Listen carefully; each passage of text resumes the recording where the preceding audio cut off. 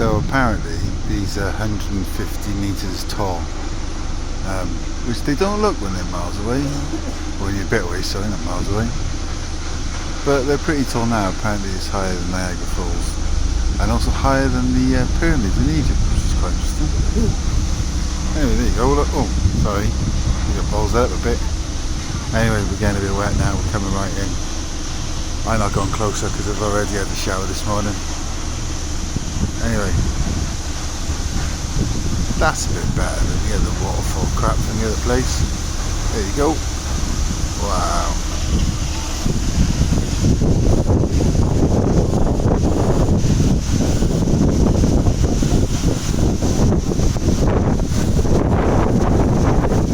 Bit of a change in the weather.